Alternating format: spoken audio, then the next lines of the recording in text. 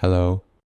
In this video, I will examine the extreme zones of RSI indicator on the MetaTrader 4 and MetaTrader 5 platforms.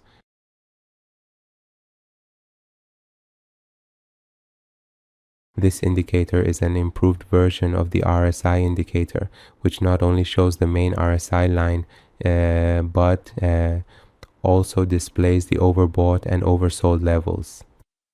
Additionally, it highlights when the RSI is in the overbought and oversold zones with different colors. It marks the overbought area in red and the oversold area in Learn and enter the world of binary option with us. Binary option indicators, powerful strategies, learn, trade, win. Level up your trading.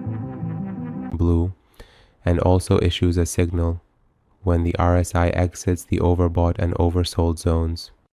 When the RSI exits the oversold area, it issues a buy signal. And when it exits the overbought area, it issues a sell signal. Let's review the settings of this indicator together. The first option in the settings is the RSI period, which we can specify. The next option is the overbought level in the RSI, which we can specify.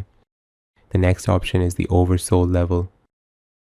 The next option is the code for these arrows that we have here as buy and sell signals. We can specify the code here to display different arrows instead of these. Here we can specify for the buy signal and here for the sell signal. The next option is the distance we have for the buy signal from the oversold line for applying this signal, which is 10 units.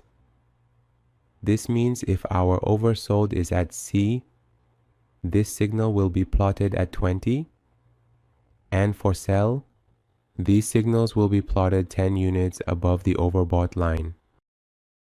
The last option, if set to true, will give us an alert on the screen whenever we have a signal. You can also easily use the MT4 version of this indicator on the MetaTrader 4 platform.